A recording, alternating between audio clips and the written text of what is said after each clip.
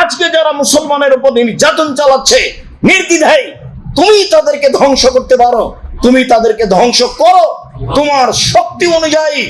যারা এইভাবে অন্যায় করছে তুমি তাদেরকে আদ সামুদের মতো করে ধ্বংস করো, তুমি পারো। আদকে ধ্বংস করেছো তুমি, সামুদকে ধ্বংস করেছো তুমি, লূত আলাইহিস সালামের সম্প্রদায়কে ধ্বংস করেছো তুমি, নূহ আলাইহিস সালামের সম্প্রদায়কে ধ্বংস করেছো তুমি, তুবাবাসীকে ধ্বংস করেছো তুমি, সর্বশক্তিমান তুমি। আল্লাহ তুমি দেশকে রক্ষা করো, অমুসলিমদের হাত থেকে রক্ষা করো, গাজাবাসীকে রক্ষা করো, পাকিস্তানকে রক্ষা করো, বাংলাদেশকে রক্ষা করো। একটার পর একটা বিপদ আসছে মুসলমানের উপরে। তুমি দেখতে পাচ্ছ আমরা ইচ্ছা করলে কিছু করতে পারি না, আমরা স্বাভাবিক সাধারণ মানুষ। তুমি সর্বশক্তিমান, তুমি সবকিছু করতে পারো, তোমার ক্ষমতাকে আমরা বিশ্বাস করি। আমরা মুসলিম, আমরা তোমাকে বিশ্বাস করি, তোমার ক্ষমতাকে বিশ্বাস করি, তোমাকে লা শারিক বলে জানি। তুমি তোমার ক্ষমতা দিয়ে এসব অসহায় দেশগুলিকে রক্ষা করো, অসহায় মানুষগুলিকে রক্ষা করো।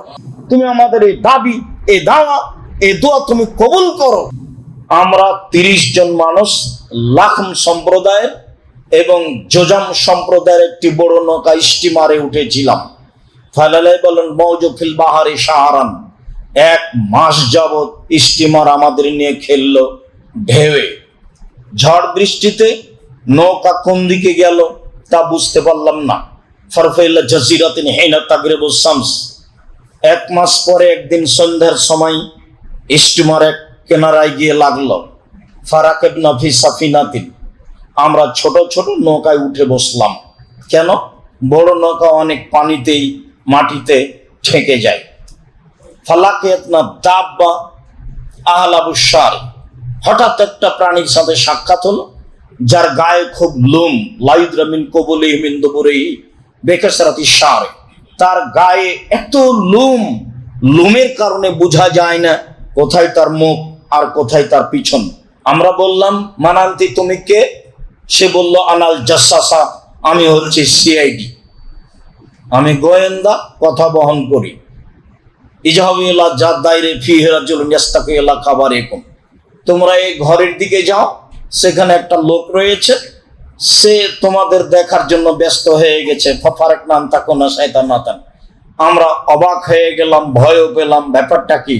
এ কি শয়তান নাকি? আমরা অনেকজন থাকলে কি হবে? সাগর প্রান্তে এমন একটা প্রাণী, গায়ে খুব লোম, বোঝা যায় না কোথায় মুখ কোথায় পিছন, এ কথা বলল। দৌড়িয়ে সে ঘরের দিকে গেলাম। ফারাইনা ফিয়া ইনসান আজিম, দেখি সেখানে বিশাল মানুষ। মারাই তো খালকান কাত্ত, এত বড় মানুষ আমরা জীবনে কোনোদিন দেখিনি। এশুদ্ধ বাইনা রিজলাইহে ও আনাকাইহে ও ইয়াদাইহে বিল আনাক, তার কাঁধ, তার হাত, হাত পা কাঁধের সাথে লোহার জিজির দিয়ে বাঁধা আছে। এশুদ্ধ বাইনা সামায়াল আরজে, লাফ দিয়ে আকাশে উঠে যাচ্ছে আবার মাটিতে পড়ে যাচ্ছে, লাফ দিয়ে আকাশে উঠে যাচ্ছে আবার মাটিতে পড়ে যাচ্ছে।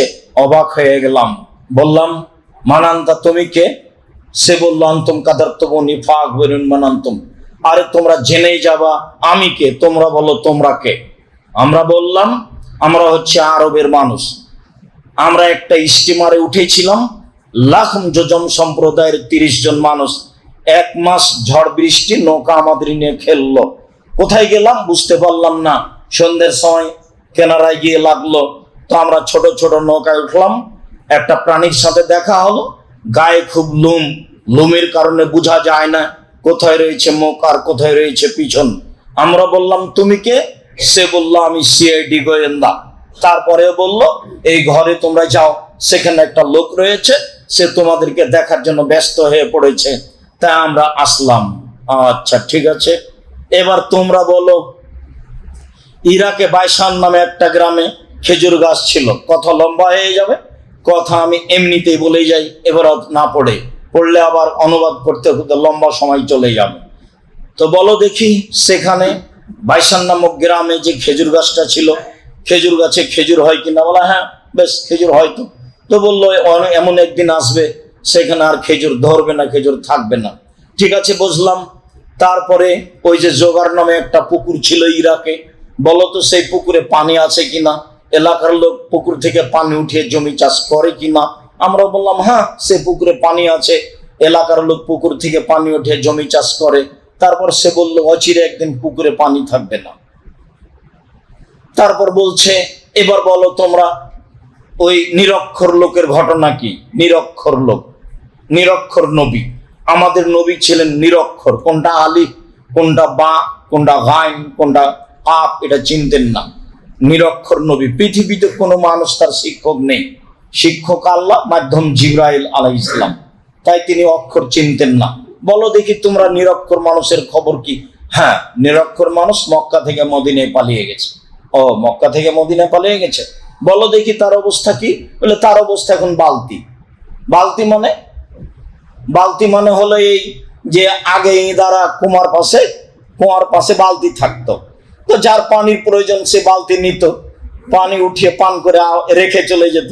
তা আমার প্রয়োজন, আমি আবার বালতি নিতাম, তাহলে বালতি একবার আপনার হাতে, বালতি একবার আমার হাতে। তার মানে হলো এই যে তার অবস্থা এখন বালতি, মানে তিনি বদরের যুদ্ধে জয়ী হয়েছেন, উহুদের যুদ্ধে পরাজয় হয়েছেন, এই তোলার তার অবস্থা এখন বালতি।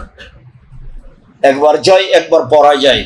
আচ্ছা ঠিক আছে, আমি বলি সারা দুনিয়ার মানুষের উচিত তাকে মেনে নেওয়া। আমি বলি আমি কে? বলছে আমি হচ্ছি দাজ্জাল। একদিন আমাকে এখান থেকে বের হতে বলা হবে, আমি বের হয়ে 40 দিন সারা পৃথিবী ঘুরবো, 40 দিনে সারা পৃথিবী আমি ঘুরে নিব। তবে আমি মক্কা এবং মদিনায় প্রবেশ করতে পারবো না। ঢুকতে চাইলে সেখানে 12টা দরজা আছে, 12টায় দরজায় ফেরেশতা খোলা তরবারি নিয়ে আছে দাঁড়িয়ে। আমি ঢুকতে চাইলে আমাকে হত্যা করা হবে, আমি মক্কা এবং মদিনায় ঢুকতে পারবো না। এই পর্যন্ত বলে আল্লাহ নবীর হাতে একটা লাঠি ছিল, এবার লাঠি দিয়ে তিনি ওই এর উপরে কাঠের মেম্বারের উপর আঘাত করছেন আর বলছেন হাজেহি তাইবা, এটাই হচ্ছে মদিনা, হাজেহি তাইবা, এটাই হচ্ছে মদিনা, যেখানে দাজ্জাল প্রবেশ করতে পারবে না। ইখরুজু মিন ইরাক, ইখরুজু মিন শাম, ইখরুজু মিনাল মাশরিক। দাজ্জাল বের হবে ইরাক থেকে, দাজ্জাল বের হবে পূর্ব দিক থেকে। সম্মানিত দিনী ভাই বোন, একটা কথা বলতে গিয়ে লম্বা কথা বলে ফেললাম। দাজ্জালের কাহিনী তাতে ছিল এই, ফাতেমা বিনতে কায়েস বলেন আমি শুনলাম সালাতে জামিয়া, সালাত শুরু হতে যাচ্ছে, এই যে এ বলে মানুষকে সালাতের জন্য ডাকা হতো।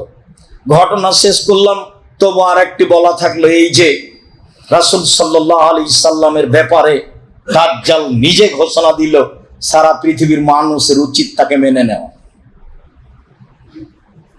তার আনুগত্যই করতে হবে। পানি পান করলে তার মতো করে করতে হবে, এটা দাজ্জালও বলে। খেতে বসলে তার মতো করে খেতে হবে, এটা দাজ্জালও বলে। কথা বললে তার মতো করে বলতে হবে, এটা দাজ্জালও বলে। প্রত্যেকটা কাজ তার নিয়মে হতে হবে, এই কথা দাজ্জাল বলে, এটা ঘোষণা দাজ্জালের। তাদের জন্য উচিত তাকে মেনে নেওয়া, এই কথা দাজ্জাল বলে। সম্মানিত দিনী ভাই বোন, চুমা দিয়ে মুহাম্মদ সাল্লাল্লাহু আলাইহি সাল্লামকে সম্মান করা যায় না, বলে হিসাব রাসূল সাল্লাল্লাহু আলাইহি সাল্লামের কথা মেনে তাকে সম্মান করা যায়। বলা হয়েছে যতক্ষণ পর্যন্ত মানুষ তার নিজের চেয়ে আমাকে বেশি ভালো না বেসেছে, ততক্ষণ পর্যন্ত সে ইমানদার নয়। তো তিনি কি আমার বাড়ির পাশে আছে, দাওয়াত দিয়ে খাওয়াবো, তার নাম ভালোবাসা? জি না। তার প্রত্যেকটা কর্মকে তার মতো করে মানতে হবে, তার নাম তাকে ভালোবাসা। তার নাম হচ্ছে আমি সাক্ষ্য দিচ্ছি মোহাম্মদ আল্লাহ রাসূল, মানে হলো এইটা। নিজের মতো মানার নাম একেবারে দাড়ি চেঁচে সিগারেট হাতে নিয়ে ট্রাকের উপরে উঠে মিলাদুন্নবী পালন করছে, বিশাল ব্যাপার। মুহাম্মদ সাল্লাল্লাহু আলাইহি সাল্লামের আনুগত্য করা হলো, ধর্ম পাগল হয়ে গেছে।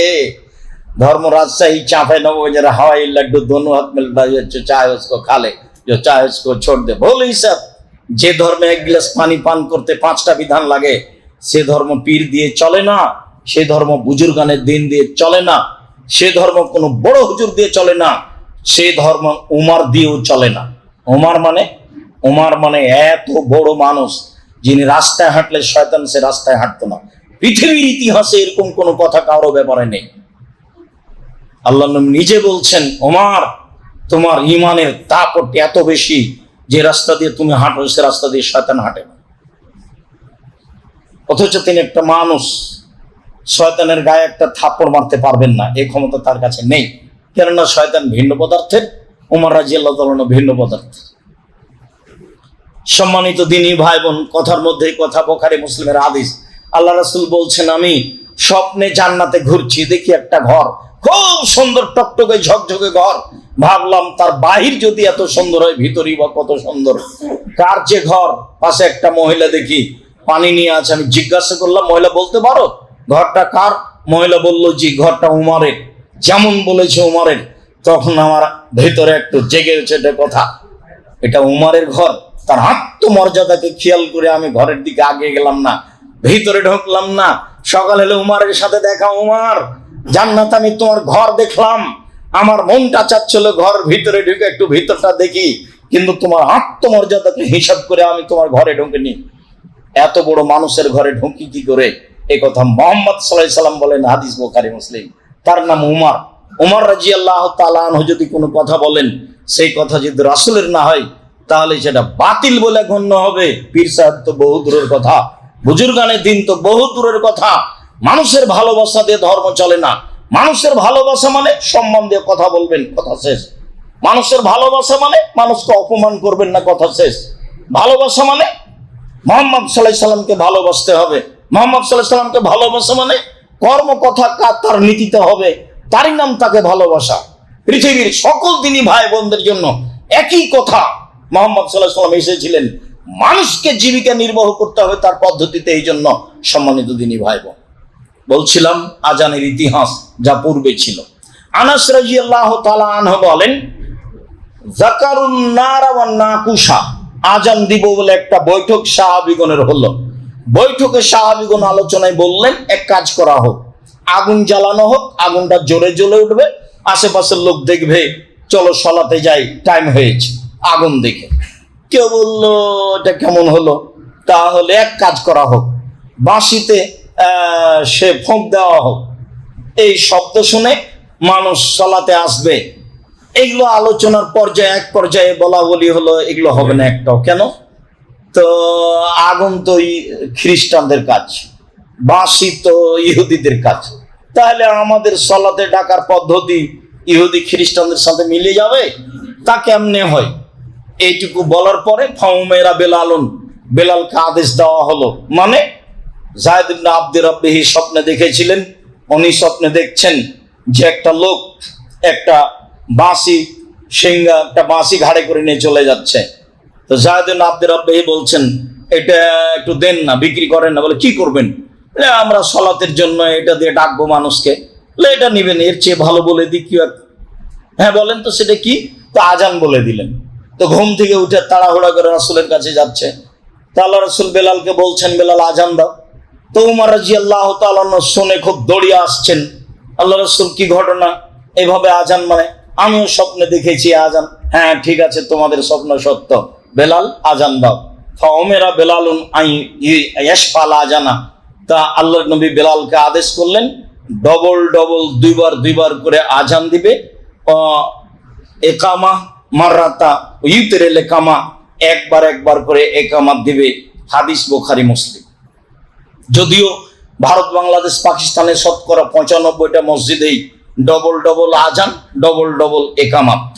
অত্র বুখারী মুসলিমের হাদিসে প্রমাণ হয় যে ডবল আজান আর একবার করে একামাত। আব্দুল্লাহ ইবনে উমর রাদিয়াল্লাহু তাআলা আনহু বলেন, কানা আযান আলা আহাদি রাসূলিল্লাহ সাল্লাল্লাহু আলাইহি মাররাতাইন, রাসূলের যুগে আজান ছিল দুবার করে, অল একামা মাররা, আর একামাত ছিল একবার করে। একাধিক হাদিস এ ব্যাপারে রয়েছে। আবু মাহাজুরা রাদিয়াল্লাহু তাআলা আনহু বলেন, আন্না রাসূলুল্লাহ সাল্লাল্লাহু আলাইহি ওয়াসাল্লামুল আযানা 19 কালেমা ওয়াল ইকামা 17 কালেমা। আল্লাহর নবী আবু মাহজুরাকে আজান শিখিয়ে দিয়েছিলেন, তা ছিল 19টি শব্দ, আর একামাত শিখিয়ে দিয়েছিলেন, তাতে ছিল 17টি শব্দ। আজান সমান 19টি শব্দ আর একামাত সমান 17টি শব্দ। হাদিস বুখারী মুসলিম। গড়ান সব বুখারী মুসলিমে চলছে যে আজান ডবল আর একামাত একবার। আবু মাহজুরা রাদিয়াল্লাহু তাআলা আনহু বলেন, আলকা রাসূলুল্লাহ সাল্লাল্লাহু আলাইহি সাল্লাম আলা তাদিনা, একদা আল্লাহর নবী আমার সামনে আজান পেশ করলেন। এর সাথে কথা আরো পরে আসছে। একদা আল্লাহর নবী আজান আমার সামনে পেশ করলেন, তিনি নিজেই পেশ করলেন। তিনি বললেন, আবু মাহাজুরা কুল, বলো আল্লাহু আকবার, আল্লাহ সবচেয়ে বড়, আল্লাহু আকবার, আল্লাহ সবচেয়ে বড়, আল্লাহু আকবার, আল্লাহ সবচেয়ে বড়, আল্লাহু আকবার, আল্লাহ সবচেয়ে বড়। আশহাদু আল্লা ইলাহা ইল্লাল্লাহ, আমি সাক্ষ্য দিচ্ছি আল্লাহ ছাড়া কোনো মাবুদ নেই। আশহাদু আল্লা ইলাহা ইল্লাল্লাহ, আমি সাক্ষ্য দিচ্ছি আল্লাহ ছাড়া কোনো মাবুদ নাই। ও আশহাদু আন্না মুহাম্মাদুর রাসূলুল্লাহ, আমি সাক্ষ্য দিচ্ছি মুহাম্মদ আল্লাহর রাসূল। ও আশহাদু আন্না মুহাম্মাদুর রাসূলুল্লাহ, আমি সাক্ষ্য দিচ্ছি মুহাম্মদ আল্লাহর রাসূল। সুম্মা তাউদু ও তাকুলু, এগুলো পুনরায় বলো। পরে আবার বিস্তারিত আসছে, এগুলো পুনরায় বলো। সুম্মা কুল, তারপরে তুমি বলো হাইয়া আলাস সালাহ, সালাতের জন্য আসো। হাইয়া আলাস সালাহ, সালাতের জন্য আসো। হাইয়া আলাল ফালাহ, কল্যাণের জন্য আসো। হাইয়া আলাল ফালাহ, সফলতার জন্য আসো। তারপরে তুমি বলো আল্লাহু আকবার, আল্লাহু আকবার, আল্লাহ সবচেয়ে বড়, আল্লাহ সবচেয়ে বড়, লা ইলাহা ইল্লাল্লাহ, আল্লাহ ছাড়া কোনো মাবুদ নাই। বুখারী মুসলিম। আজানের শব্দগুলি দেখছিলাম। আবু মাহাজুরা রাদিয়াল্লাহু তাআলা আনহু বলেন যে আমি নিজে বললাম, কুলতু ইয়া রাসূলুল্লাহ আল্লিমনি সুন্নাতাল আযান, আল্লাহ নবী আমাকে আজানের সুন্নাত একটু বলে দেন তো, কিভাবে আজান দিতে হবে। অফি রিওয়ায়াতিন, অন্য এক বর্ণনায় এসেছে আজাবাহু সাউতুহু, আবু মাহাজুরার কণ্ঠটা আল্লাহ রাসূলকে অবাক করেছিল। ছেলে মানুষ রাস্তায় আরো 5 জনের সাথে খেলাচ্ছে, তো এই আজানের শব্দগুলিও এমনিতেই নকল করছে, ছেলেরা যেভাবে খেলায় সে নিয়ে। তো তার কণ্ঠটা আল্লাহ রাসূলকে খুব ভালো লেগেছে, তো আল্লাহ রাসূল তাকে ধরে আজান শিখিয়ে দিয়েছিলেন। এখানে আবু মাহাজুরা বলছে আল্লামনি সুন্নাতাল আযান, আল্লাহ রাসূল আমাকে আজানের পদ্ধতি শিখিয়ে দেন। যেমন বললেন আমাকে আজানের পদ্ধতি শিখিয়ে দেন, তখন আল্লাহ রাসূল বলছেন তাকুলো, তুমি বলো আল্লাহু আকবার, আল্লাহু আকবার, আল্লাহু আকবার, আল্লাহু আকবার, তারফাও বিহা সাওতাকা, কণ্ঠ উঁচু করে বলো। যত জোরে কণ্ঠ দেওয়া যায় তুমি তত জোরে এই আল্লাহু আকবার বাক্যগুলি বলো। এরপরে তিনি বললেন যে অতাকুলো, তুমি বলো আশহাদু আল্লা ইলাহা ইল্লাল্লাহ, আশহাদু আল্লা ইলাহা ইল্লাল্লাহ, আশহাদু আন্না মুহাম্মাদুর রাসূলুল্লাহ, আশহাদু আন্না মুহাম্মাদুর রাসূলুল্লাহ। তাকফিজু বিহা সাওতাকা, কণ্ঠ নিচু করে ধীরে বলো। সুম্মা তারফাউ বিহা সাওতাক আও বিশাহাদাত, এবার খুব জোরে বলো শাহাদাত। তাহলে বলবো আমি তো আপনার জন্য এসেছি। হ্যাঁ করে কথা বলতে বলতে আসলেন, আবার চলে যাচ্ছেন। মহিলা মানুষ শরম হয় না কেন? হ্যাঁ হয় না কেন? দোকানপাটে যান কেন? এই মেয়ে, তুমি দোকানে যাও কেন? তোমার বাপ নেই? তো তাকে চাচা বলে ডাকো, তোমাকে যদি কন্ট্রোল করতে না পারে।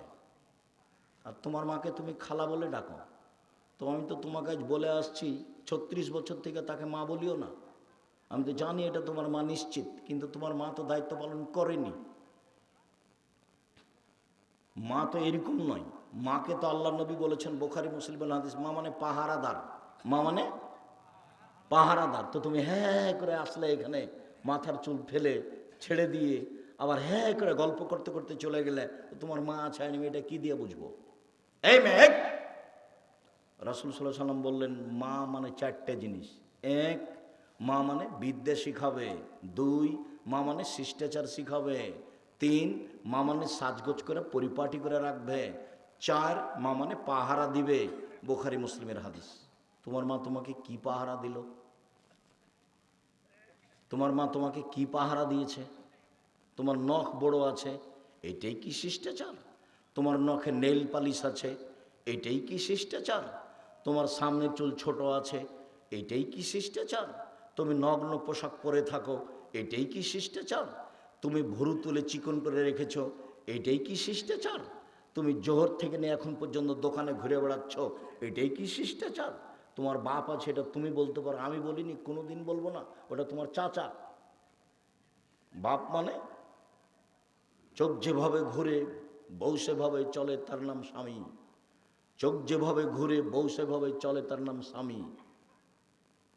রাসূল সাল্লাল্লাহু আলাইহি সাল্লাম বলছেন, আনফিক আলা ইয়ালিক বিন তাওলিক, তুমি তোমার পয়সা দিয়ে তোমার ছেলে মেয়েকে লালন পালন করো, মানুষের মতো মানুষ করে গড়ে তুলো, ভালো করে শিক্ষা দাও। আল্লাহ তারফা আনহুমা সাকা, তোমার লাঠিটা পরিবারের উপর থেকে উঠিয়ে নিও না। প্রয়োজনে আদর যদি কাজ না করে তাহলে লাঠি দিয়ে ঠিক করতে হবে। আদর কাজ না করলে কি দিয়ে ঠিক করতে হবে? লাঠি দিয়ে ঠিক করতে হবে। এটা আমি বলিনি, এটা আল্লাহর নবী বলছেন। আর পৃথিবীর সবচেয়ে বড় মানুষ ওটা দেখিয়ে দিয়েছেন বাস্তব। এই মেয়ে শোনো, আমি ওটা বলিনি, পৃথিবীর সবচেয়ে বড় মানুষ বাস্তব দেখিয়েছেন। তুমি 1 মিনিট দেখো না, তোমার সাথে আছে আমি 2-3 মিনিট। উপস্থিত দিনী বৈঠকের মুসলিম বোন, একটু খেয়াল করেন, একটু খেয়াল করেন, কথা বন্ধ করেন, একটু খেয়াল করেন। আয়েশা রাদিয়াল্লাহু তাআলা আনহা বলেন, একদা আমরা এক যুদ্ধ থেকে আসছিলাম, হঠাৎ করে আমার গলার হার হারিয়ে গেল। হারটা ছিল আমার বড় বোন আসমার, বুখারী মুসলিমের হাদিস। হার তো খুঁজে পায় না, সলাতের সময় হয়ে গেল, পানি নেই, অজু করতে পারি না, সলাত আদায় করতে পারি না, হার খুঁজেও পাচ্ছি না, যেতেও পারি না, সবাই বিপদে পড়ে গেল। জনগণ খুব বিপদে। জনগণ আমার আব্বাকে গিয়ে বলল, আপনি জানেন আপনার মেয়ে কি করেছে? কি করেছে? আপনার মেয়ে হার হারিয়েছে, আমরা খুঁজে পাচ্ছি না, এখান থেকে যেতে পারছি না, এখানে পানি নেই, অজুও করতে পারছি না, সলাত আদায় করতে পারছি না। এখন আয়েশা রাদিয়াল্লাহু তাআলা আনহা বলছেন যে আবু বকর সিদ্দিক আমার নিকটে আসলেন। এদিকে দেখেন, আবু বকর সিদ্দিক আমার নিকটে আসলেন, তখন আমার স্বামী আমার উরু রানের উপরে মাথা দিয়ে ঘুমিয়েছিলেন। আমার স্বামী আমার উরু রানের উপরে মাথা দিয়ে ঘুমিয়েছিলেন। ফালাকাজানি লাকজাতান শাদীদা, আমাকে এত জোরে মারলেন এই কোমরের উপরে, আমার স্বামী এইভাবে না থাকলে আমি মায়ের কারণে দূরে সরে যেতাম, এত জোরে মারলেন। 1 মিনিট, এই অবস্থাটা বাংলাদেশের যদি হতো, আমাদের দেশের কোনো শ্বশুর জামাই মেয়ের ঘরে গিয়ে যদি দেখে যে জামাই মেয়ের উরু রানের উপরে মাথা দিয়ে ঘুমিয়ে আছে, তো শ্বশুর ওইদিকে আগাবে না এভাবে ঘুরবে? বুঝতে পারেননি মনে হয়। আমাদের দেশের গতিতে আগাবে কি? এইভাবে ঘুরবে। তো এত বড় মানুষ এইভাবে না ঘুরে মেরে দিলেন। এখন দেখেন, সবচেয়ে বড় মানুষে মারলেন কে? আবু বকর সিদ্দিক রাদিয়াল্লাহু তাআলা। সবচেয়ে বড় মহিলাকে মারলেন কে? আয়েশা রাদিয়াল্লাহু তাআলা আনহাকে মারলেন। একবারে মা হাওয়া থেকে নিয়ে কিয়ামত পর্যন্ত সবার চেয়ে দামি। 3, সবচেয়ে বড় মানুষের সামনে মারলেন, মুহাম্মদ সাল্লাল্লাহু আলাইহি ওয়াসাল্লামের সামনে মারলেন। বিবাহিতা মেয়েকে মারলেন, জামাইয়ের সামনে মারলেন। পূর্ণ যুবতী মেয়েকে মারলেন, হাত দিয়ে মারলেন, খোলা মাঠে মারলেন, 1400 মানুষের সামনে মারলেন। সবচেয়ে বড় মানুষে মারলেন, সবচেয়ে বড় মহিলাকে মারলেন, সবচেয়ে বড় মানুষের সামনে মারলেন। বিবাহিতা বিবাহদারী মেয়েকে মারলেন, পূর্ণ যুবতী মেয়েকে মারলেন, জামাইয়ের সামনে মারলেন, হাত দিয়ে মারলেন, দিন দুপুরে মারলেন, খোলা মাঠে মারলেন, 1400 মানুষের সামনে মারলেন। এত বড় বাপে এত বড় বেটিকে এত বড় মানুষের সামনে মেরে দিলেন। ভুল কোথায়? গলার হার কোথায় হারিয়ে গেছে খেয়াল করেনি, সেই জন্য। আর তুমি একটা মেয়ে ক্লাস 10-এ পড়ো, জোহর থেকে হে করে বাজারে ঘুরে বেড়াচ্ছ, তোমার বাপ তোমাকে ধমকও দেয় না, এটা আবার বাপ। তোমার বাপের বেঁচে থাকার চেয়ে মরে যাওয়া ভালো। তুমি একে চাচা বলো, একে বাপ বলিও না, একে চাচা বলো। এ কাপুরুষ, এ জাতিকে নষ্ট করেছে, এ তোমার মাকে নষ্ট করেছে, তোমাকে নষ্ট করেছে, তোমাদের পরিবারকে নষ্ট করেছে। বাপ বলবে কেন তাকে? তাকে বাপ বলবে কেন? এই যে দেখো না বাপ কাকে বলে। বাপ মানে আদর, বাপ মানে লাঠি। বাপ মানে আদর, বাপ মানে লাঠি। ওই বাপই শতবার আম্মু বলে ডাকবে। আম্মু দিয়ে যদি কাজ না হয় তাহলে কি দিয়ে ঠিক করবে? লাঠি। এই যে হাদিস বুখারী মুসলিম, হাদিস তো বুখারী মুসলিম। এর নাম পিতা। দেশ চালাতে হবে, বাড়ি চালান। দেশ চালাতে হবে কেন? দেশ চালাবেন সময় 45 মিনিট। কয় মিনিট সময়? 45 মিনিট। জুলুম করে টিকতে চাইছেন না। ফেরাউনের সময় 2-3 মিনিট। ফেরাউন ডুবলো, ডুবলো, ডুবলো, নাই। ফেরাউনের চেয়ে বেশি বড় জালেম।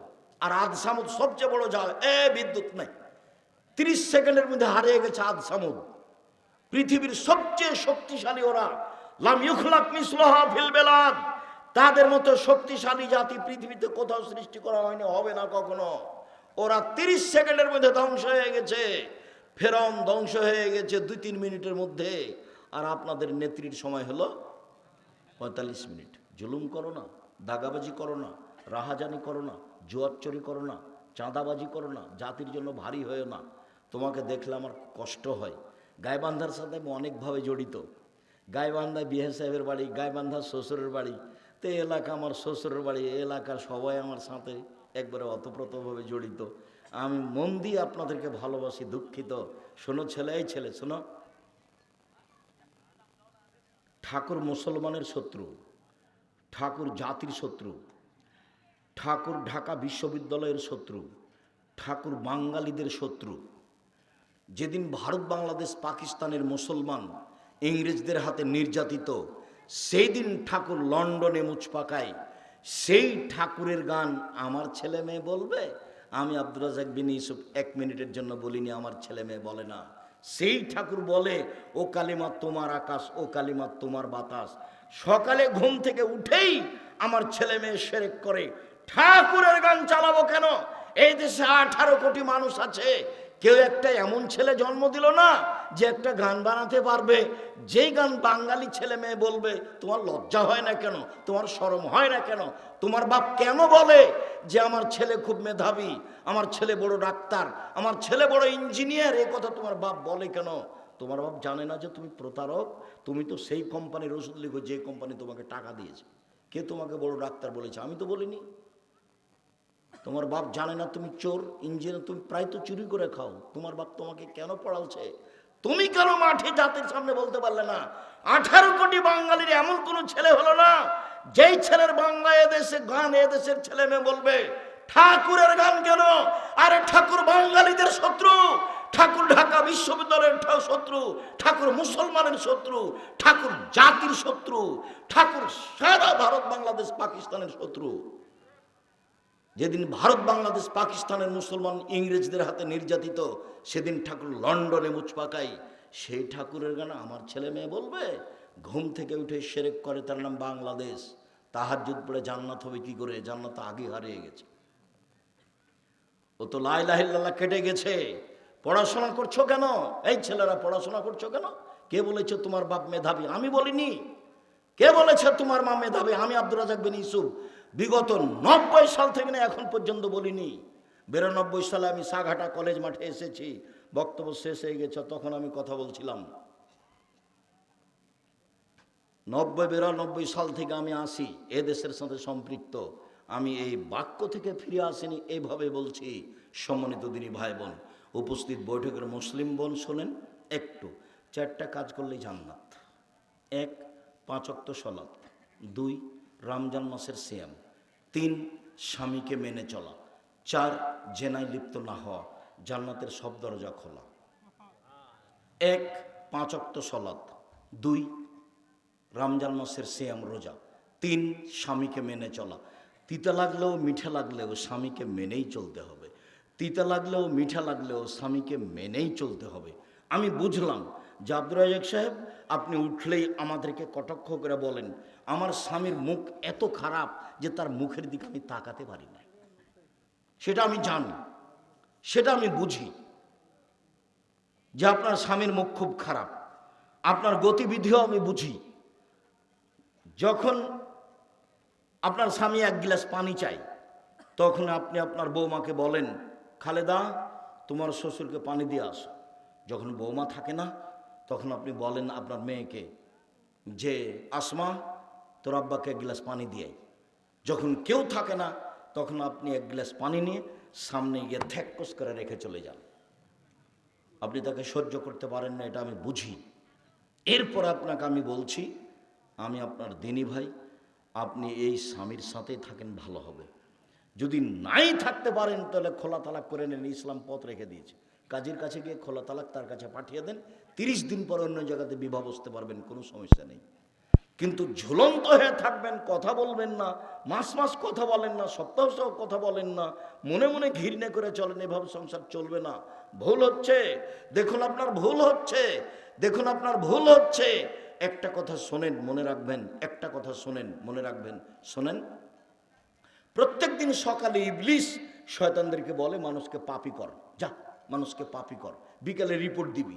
তো একজন শয়তান বিকালে এসে বলে, জাহাপনা, ইবলিসকে বলে, জাহাপনা, হ্যাঁ বল কি হয়েছে? আমি মানুষকে জেনা করিয়ে দিই, যা, এটা কোনো পাপ হয়নি, যা। তো আর একজন বলে, জাহাপনা, আমি একটা মানুষকে হত্যা করিয়ে দিই, যা, এটা কোনো কাজ হয়নি, যা। একজন মানুষকে আমি নামাজ পড়তে দিনে, যা, এটা কোনো কাজ হয়নি। একজন এসে বলছে, জাহাপনা, আমি স্বামী স্ত্রীর মধ্যে গন্ডগোল বাঁধিয়ে দিয়েছি। যেমন বলে স্বামী স্ত্রীর মধ্যে গন্ডগোল লাগিয়ে দিয়েছি, তেমন একবারে ইবলিস চেয়ার থেকে উঠে তাকে বুকে জড়িয়ে ধরে বলে, একটা কাজ করেছ। স্বামী স্ত্রী, এ কথা আল্লাহ নবী বলছেন, এটা আমি বলিনি। এ কথা আল্লাহ নবী বলছেন, আমি বলিনি। স্বামীর সংসার আপনি 3টা কাজ করবেন না। উপস্থিত বৈঠকের মুসলিম বোন শোনেন, 3টা কাজ করবেন না। 1, অভিমান করবেন না। অভিমান কি জিনিস? কই তুমি তো একদিন আমাকে স্বপ্নপুরী দেখতে নিয়ে গেলে না, এর নাম অভিমান। কই তুমি কোনো ঈদে তো আমাকে একটা ভালো শাড়ি দিলে না, এর নাম অভিমান। অভিমান করলেই সংসার যাবে। 2, অভিযোগ। তোমার মা এ বলে আমাকে, তোমার বাপ এ বলে, তোমার বোন এ বলে, তোমার বাপ এ বলে, তোমার বোন এ বলে, তোমার মা এ বলে, এর নাম অভিযোগ। অভিযোগ করবেন না, সব খেয়ে নেন। ননদে যা বলেছে বলেছে, দেবর যা বলেছে বলেছে, শাশুড়ি যা বলেছে বলেছে, আপনি একটা পাথর। আরে আপনি এটা সহ্য করছেন না কেন? আমাকে এমনও কিছু কিছু গালি দেয় মানুষ, গালিটা শুরু করে আমার মাকে দিয়ে। এর পরেও আমি তাকে বলি, যখন কথা বলা শেষ করে, তখন আমি বলি যে ভাইজান, আবার রিং দিয়ে বলি, ভাইজান আর কিছু গালি ছিল। আমি তার কথাটা গায়ে নিনি, কোনোদিন গায়ে নি না। আমি মোবাইলে রিং হলে অন করতে পারি, মোবাইলে কি আছে সেটা আমি দেখতে জানি না, আমি দেখিও না। জীবনে কোনোদিন অভিযোগ করবেন না, আর প্রতিবাদ করবেন না। তোমার ভাই কথা বললো কেন? তোমার মা আমাকে কথা বলে কেন? তোমার মা কি পেয়েছে? এই 3টা করবেন না। মুখে বলবেন, যেভাবে তোমাকে ভালো লাগে আমাকে সেভাবেই ভালো লাগে। চিকন কাপড়ে তুমি খুশি তো আমিও খুশি, মোটা কাপড়ে তুমি খুশি তো আমিও খুশি। লবণ ভাতে গায়ে বাঁধা লবণ ভাতে দুপুরে তোমার চলে তো আমারও চলে। আমার পক্ষ থেকে কোনো প্রকার অভিমান অভিযোগ থাকিবে না। এই কথা আপনি বলেন, শয়তান চুপটি লেগে চলে যাবে। শয়তান আপনার কিছু করতে পারবে না। মনে রাখবেন 3টা কাজ, অভিযোগ করবেন না, অভিমান করবেন না, প্রতিবাদ করবেন না। 4টা কাজ, 5 ওয়াক্ত সালাত, রমজান মাসের সিয়াম রোজা, স্বামীকে মেনে চলা, জেনায় লিপ্ত হবেন না। কোনোদিন যদি জেনা হয়ে গিয়েই থাকে, আজ থেকে কান্নাকাটি করেন, জেনা আল্লাহর সাথে জড়িত পাপ, সহজেই ক্ষমা হবে। মানুষের বদনাম গীবাত করবেন না, বদনাম গীবাতের ফলাফল জান্নাত হবে না। রাসূল সাল্লাল্লাহু আলাইহি ওয়াসাল্লাম বলেছেন, যারা মানুষের বদনাম গীবাত করে তারা জাহান্নামে যাবে। মুহাম্মদ সাল্লাল্লাহু আলাইহি ওয়াসাল্লাম বলেছেন, যারা বদনাম গীবাত করে তারা জাহান্নামে যাবে। আল্লাহ তাআলা বলেন যারা বদনাম গীবাত করে তারা জাহান্নামে যাবে। সম্মানিত দিনী ভাই বোন, এটা আপনাদের হলদিয়া মাদ্রাসা, হলদিয়া একটা ঐতিহ্যপূর্ণ গ্রাম, হলদিয়ার মাঠটা একটা ঐতিহ্যপূর্ণ মাঠ। অবশ্যই একে মূল্যায়ন করবেন, 12 মাস সহযোগিতা করে, দোয়া করে। আমি সর্বপ্রথমে অনুরোধ জানাই, মহিলা পুরুষ সবাই আপনারা এই প্রতিষ্ঠানের জন্য দোয়া করবেন, মুখে দোয়াটা আগে করবেন, তারপরে কম হোক বেশি হোক সহযোগিতা করবেন। সম্মেলনে আসলে কেউ খালি হাতে আসবেন না, 500 টাকা হোক, 5 টাকা হোক, 50 টাকা হোক, অবশ্যই সাথে নিয়ে আসবেন। এটাকে আপনি মূল্যায়ন করার চেষ্টা করবেন। আমি আব্দুর রাজ্জাক বিন ইউসুফ আপনাদের সার্বিক কল্যাণ কামনা করে। ও বই আছে, আব্দুল্লাহর বই আছে, আল্লাহর পথে যাত্রা, আর যেগুলো বক্তব্য দিচ্ছিলাম উপদেশ বই আছে। আর আমি নামাজ শিক্ষা বইটা একবারে আমি হাতে কলমে লিখেছি অক্ষরে অক্ষরে। আর আল ইতেশাম পত্রিকা গুরুত্বপূর্ণ ফতোয়া 50টা আছে, 12 জন বড় বড় মুফতি দিয়ে ফতোয়া দেওয়া হয়। বই আছে কোথায়? গাড়ি আছে কোথায়? বাইরে, সামনে মনে হয়, এই সামনে আমার হাতের ডান দিকে গাড়ি আছে বাইরে। অবশ্যই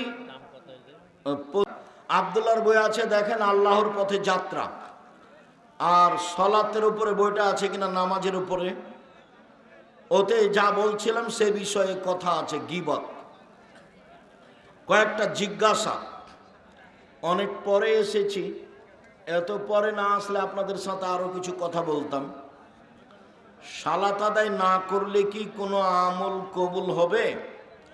সালাত আদায় না করলে কোনো আমল কবুল হবে না। যে ব্যক্তি নেশাদার দ্রব্য পান করে তাকে কি সালাম প্রদান করা যাবে? যাবে।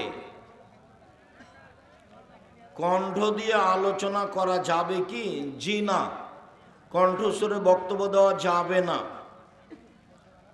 ওস্তাদ, আমার মেধা খুব কম, কিন্তু আমার মনের বড় আশা আমি আলেম হব, আমার জন্য দোয়া করবেন। আল্লাহ ফাক্কিহু ফিদ্দীন, আল্লাহ আল্লিমুল হিকমা। তুমিও বলো রব্বে জিদনি ইলমা। হস্তমৈথুন মহাপাপ, কাবিরা গুনাহ। বদ নজর থেকে বাঁচার জন্য কি করণীয়? নাস ফালাক পড়ো, গায়ে বেশি ফোঁক দিবা, সকাল সন্ধ্যা ফালাক আর নাস। দাড়ি কাটা যাবে কি? দাড়ি ছোট করাও কাবিরা গুনাহ, চেঁচে ফেলাও কাবিরা গুনাহ। দাড়ি চাঁচলে চোখের পাওয়ার কমে যাবে, দাড়ি চাঁচলে স্ত্রী মিলনের ক্ষমতা কমে যাবে। আমার পিতা সালাত আদায় করে আবার শয়তানি করে, পরে আবার নাও বললে আমি না পড়লে কি হবে এভাবে বলে। তুমি বলতে থাকো তোমার আব্বাকে, দেখা যাক কতদূর পর্যন্ত তার তাকদীর। আমি একজন কওমি মাদ্রাসার ছাত্র, আমার বয়স 17 বছর। আমার মাঝে মাঝে মাতে ঘুমন্ত অবস্থায় হঠাৎ ঘুম ভেঙে যায় আর খুব ভয় লাগে মৃত্যু সম্পর্কে। তুমি ওই সূরা বাকারার শেষ 2 আয়াত পড়বে আর আয়াতুল কুরসি, আর ইখলাস ফালাক নাস পড়ে শেষ হলে এভাবে হাতে থুথু দিয়ে মুখের উপর দিয়ে ধরে পা পর্যন্ত নিয়ে যাওয়া, যতদূর চলে 3 বার। এটা কেটে যাবে ধীরে ধীরে ইনশাআল্লাহ। বিবাহের পরে বাচ্চা নিতে চায় না স্ত্রী,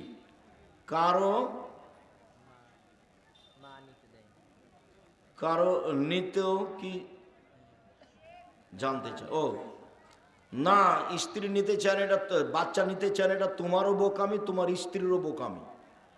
বাচ্চাকে নিজ গতিতে আসতে দাও, তাকদীর নিজের উপরে চাপিয়ে নিও না। আল্লাহ লিখেছে, আল্লাহর উপরে ভরসা করো। এইভাবে 2 দিন বাঁচতে এসে এইসব বোকামি করে বাঁচার সুযোগ নেই। স্ত্রী বিবাহের পরে বাচ্চা নিতে চায়, কিন্তু স্ত্রীর মা নিতে দেয় না। ওর স্ত্রীর মায়ের মাতাব্বরি কেন তোমাদের সংসারে? ওর মাতাব্বরি করে এখানে। ও তো আল্লাহ হারিয়েছে, তুমিও হারাবা। ছেলে বড় হয়েছে কিন্তু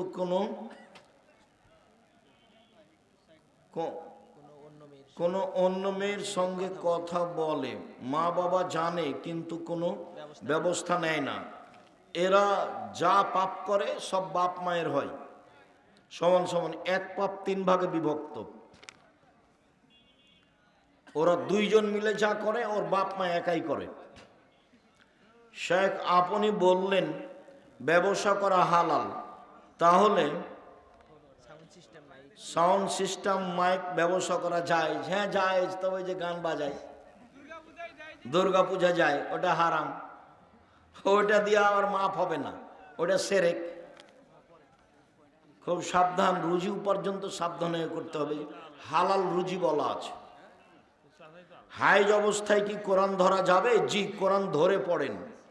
হাইজ অবস্থায় কোরআন ধরে পড়েন। ফরজ গোসল না করে সলাৎ পড়া যাবে কি? না। তবে গোসল করলে রোগ ব্যাধি হবে, ঠান্ডা লেগে যাবে, তাহলে তায়াম্মুম করে পড়েন। ঠান্ডা লেগে যাবে মনে করলে ফরজ গোসলের সময় গোসল করিয়েন না, বিসমিল্লাহ বলে তায়াম্মুম করেন, সলাত আদায় করেন। গোসলের ব্যবস্থা আছে, কিন্তু অনেক মানুষ বাসায়, তাহলে কি করব?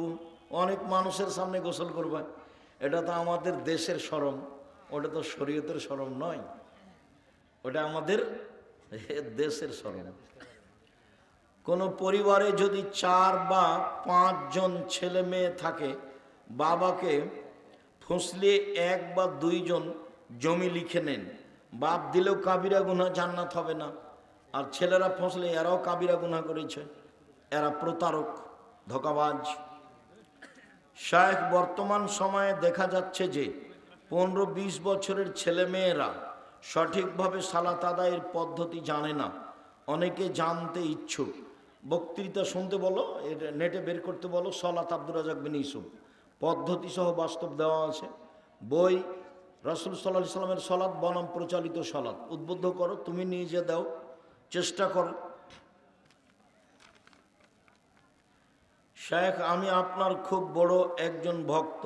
আমি সৎভাবে হালাল পদ্ধতিতে ব্যবসা করতে চাই, কিন্তু বর্তমান যুগে হালালভাবে ব্যবসা করা প্রায় অসম্ভব হয়ে উঠেছে। চেষ্টা করো, চেষ্টাই যথেষ্ট।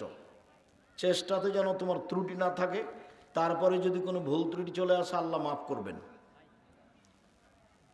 প্রশ্নটা হলো, আমি আমার মাকে যখন কোরআন ও হাদিসের কথা বলি তখন সে আমার কথা শুনতে চায় না।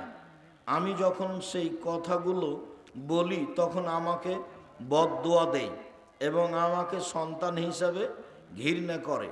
যেমন আমি যদি আমার মাকে বলি সুদ খাও না, খাওয়া পাপ, তখন আমাকে বলে তুই বড় হয়ে সুদ খাবি ইত্যাদি। ওর মা বলে তুই বড় হয়ে সুদ খাবি। তোমার মায়ের সব মিথ্যা দোয়া বদ্ধ কবুল হবে না। আমাদের চাঁপাই নবাবগঞ্জে বলে, চামারের দুয়ায় বদ্ধ, যদি গরু মারা যেত তাহলে সব গরু একদিন মরে যেত, ও চামড়াটা নিয়ে যেত। তো এরকম মিথ্যা দোয়া তোমার মায়ের হলে কি হবে? এগুলো কবুল হবে না, চিন্তা করো না। তোমার মাকে তুমি বলতে থাকো। নামাজের পর ইয়াসিন ওয়াকিয়া আমল করা যাবে? জি না। নামাজের পর সূরা ইয়াসিন, সূরা ওয়াকিয়া আমল করা বিদআত। এমনি যখন কোরআন তেলাওয়াত করবে শুরু থেকে শেষ পর্যন্ত তখন পড়বে। নামাজের পরে ইখলাস ফালাক নাস, নামাজের পরে ইখলাস ফালাক নাস, ফজরের পরে 3 বার করে, মাগরিবের পরে 3 বার করে। মাগরিবের সুন্নাত সালাতে শুধু তাশাহুদের পরে সালাম ফিরানো যাবে কি? ফিরতে পারেন। অসুস্থতার কারণে ঘুমিয়ে গেলে গভীর রাতে উঠে নামাজ পড়লে হবে কি? পড়বেন অবশ্যই। শুকরিয়া, জাযাকুমুল্লাহ খায়ের। হুজুর, আমার বিয়ের বয়স হয়েছে, কিন্তু বড় ভাই বিয়ে না করার কারণে আমাকেও বিয়ে দিচ্ছে না। তোমার বাপকে আমার সাথে দেখা করতে বলো, বা তোমার আব্বার নাম্বার দাও, আমি বিবাহের ব্যবস্থা করে দিচ্ছি ইনশাআল্লাহ। তোমার বাপ মায়ের হয়তো বেটা বোকামি, তোমার বড় ভাই বিবাহ না করলে, এগুলো তো আল্লাহ রাসূল বলেছেন, ছেলে মেয়ে যদি বড় হয়ে যায়, বাপ মা যদি বিবাহ না দেয়, সেই ছেলে মেয়ে যদি কোনো পাপ করে, সেই পাপ বাপ মায়ের হবে। এই তো আদর্শ পরিবারে আলোচনায় বিস্তারিত দেওয়া আছে। যাওয়ার সময় কেউ বই ছেড়ে যাবেন না।